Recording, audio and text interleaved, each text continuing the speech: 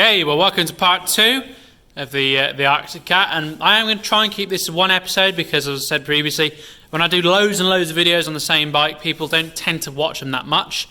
But I've just hit another set of luck with it. This was actually owned by somebody who was supposedly an engineering lecturer, but he was a bit thick, I think, because virtually everything he's done on it, he's done to a poor standard. I ordered two new rear wheel bearings for it because they're as sloppy as anything, as you can see. You won't see as much without the wheel on, but look at that. So one would imagine the wheel bearing's knackered, but again, look at that. It's just not tight enough. So I'm done with the other side's like, but this side certainly all I'm going to have to do is remove the split pin and tighten it up. So yeah, I'll be back when I've got more to show you. Right, so it's been a couple of days now since the last clip. Both them rear wheel bearings were, as I suspected, just a insufficiently tightened castle nut.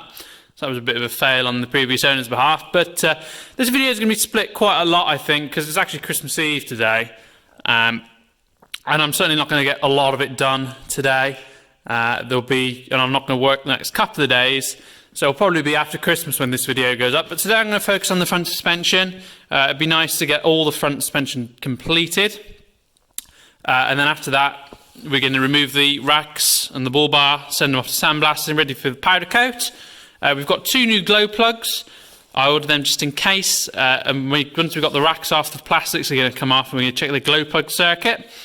But for now, I'll move on to removing all the front suspension and I'll be back. So I'll see you in a minute. Okay, well, as suspected, we've got the typical Arctic Cat, really sloppy suspension. The bushes and bearings Arctic Cat put on are absolute trash. This one's not as bad as some of them I've seen, but it's pretty bad. The lower shock bush is the worst, as you can see. That ain't good at all, is it? The lower ball joint, as you can see, is also gone. You see that? Minimal movement, but it does move. The upper one doesn't look too bad, but we won't be able to tell till the lower one's done. So I'll remove all this now and I'll come back when there's something to show you. Okay, so all the suspension's now back together. It didn't take me very long at all. I've done that many of these now. I'm go through them quite quick. It took me about an hour to do the whole lot and put it back together. Got all new bushings and joints throughout. Got new upper ball joints, new lower ball joints, upper and lower shock bushings, upper and lower A-arm bushes, as you can see. That's all good. There's now absolutely no movement at all in there. Nice and solid. Only thing I didn't replace was the track rod. Didn't need it. Unfortunately, I can't do the other side today because I'm actually running low on bushes. I need an upper A-arm bush, which I haven't got. I've got plenty of ball joints, but I'm going to have to get them ordered up. I don't want to take it apart because it'll sit over Christmas while I'm waiting for the parts. And I'd rather just take it apart when I'm going to do it. So I'm going to move on to the glow plugs now.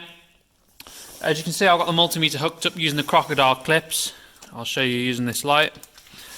As you can see, if I move the thing out of the way, that's hooked onto the glow plug. Immediately I've noticed that one of the glow plugs hasn't even got the wire to it. So you won't be able to see very much, but as you can see, that wire that's the crocodile clips on should be a second wire going off to the second glow plug. So obviously somebody's been in here before and not put that wire back on. It's not held on by anything, it's just the nut on both glow plugs. They've taken it off and forgotten about it, obviously. We have got voltage going down to the glow plugs. I've got it earthed on the block, and as you can see when I turn it on, got a decent voltage there, almost 12 volts, and it should go out in a second when the glow plug light goes out. So you can see the glow plug light is on. There you go, it's gone out. But we're still getting voltage, that's weird. Oh no, there you go, it's cut out. That's good. So I'm going to have to put the wire on, so I'm going to have to take all the front plastics off. I can't do that with plastics on. So I'll remove all the racks and plastics and I'll be back in a moment. Okay, well I got the front plastics off and also take the splash panels off on either side to make it easy, and the wheel on the opposite side. The suspension on the other side is even worse. I can't wait to get that done. Look at that. That's bad. But I made up a wire to put on. As you can see here, that's literally all it is. Just a small wire with a crimp on either end. You can see the glow plug just in here. Where can I shine the light? There you go. You can see it there. It's got no cable on, which it should have. So literally all I'm going to try first is putting this cable onto the little glow plug that's missing it. See if that fixes it. If not, I've got 2 brand new OEM glow plugs here. They are quite expensive, so if I don't need them, I won't use them. So yeah, I'll see you in a minute. Right, well as you can see, I've got my new cable on there. So now both glow plugs should be getting power. I've not run it today, it's not been run since yesterday, and it's about -1-ish, so let's see what it does. It's going to take me a few seconds for the glow plug light to go out, so please bear with me. I know it's not that entertaining to watch a light. Come on, come on. That's fixed it. It would crank over for ages before. Oh yeah.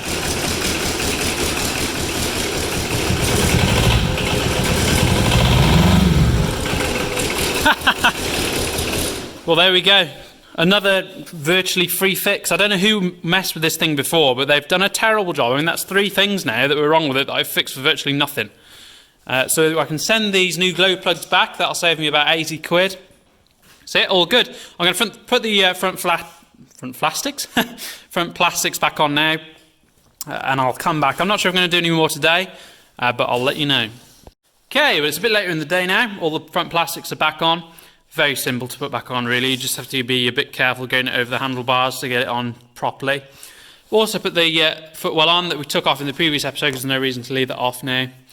I've done the lower ball joint and bushes on the bottom of my arm. I can't do any of the others. As I mentioned earlier, I've got not enough bushes, so I'll be after Christmas, they'll be been sorted.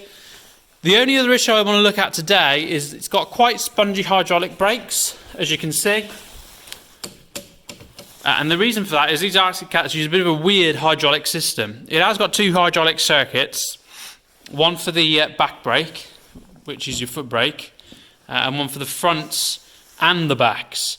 On a lot of bikes like Yamaha's, your handbrake lever on your handlebars, or your brake lever on your handlebars, would only operate the front, and your foot brake would operate the rear. But on this, the handlebar mounted lever operates all of them. As you can see, there's the secondary cylinder down there. I'll put the camera here so hopefully you'll be able to see. And when I squeeze the brake on the handlebars, as you can see, that moves. So that actually has 2 hydraulic chambers in there. It has one chamber that the front brakes push the lever up, and it's also got a chamber that pushes fluid towards the back brake. And them secondary cylinders aren't very good quality. They seem to go wrong after about 10 years. The reservoir was actually empty. And what happens is because the one cylinder inside is pushing up and there's no fluid to stop it, it makes the front brake really spongy. So if I tread on this and artificially bring this first cylinder up, the brakes become hard. I know that might be a bit of a funny explanation, but basically the back brake needs to be fully bled for the front brakes to work. So I'm going to try and bleed it through, but because those cylinders have a lot of problems, the seals go, which stop you bleeding them through, which I think is what's happened to this. As you can see, the front brake pads have been changed, so I think somebody's changed all the pads, tried to bleed them and found they can't. So I'll whip the back wheel off now and see if I can bleed that brake through, so I'll see you in a minute. Okay, well as it turns out, I have managed to get that to bleed through somewhat using the power bleeder with the air compressor. The brakes are a lot more firm than they were. They're not perfect, but they're a lot better. The foot brakes are a lot better as well. I've only been messing around for about 20 minutes. It's getting quite late in the afternoon now, and it is Christmas Eve, so I'm going to leave it where we are, and I'll give it another bleed through after Christmas, and I'm sure that will actually be okay. I think the power bleeder is going to sort it out for me. So there'll be one more video on this. I know I said I was going to split it into 2 pieces, but this is actually getting quite long now, and it'll give you something to watch while you're bored in Christmas Eve. So yeah, I'll see you for the final one of this, and plenty more in the next one. We've got a hell of a lot planned for 2020. More than just quads as well. I'm going to build a house and a workshop, and I'm going to film all of it. I'm going to do as much as I can myself. I'm going to buy a Land Rover Defender or a Wrangler, and we're going to rebuild it in this workshop and film all of that as well. So yeah, I'll see you for a lot more to come. Cheers.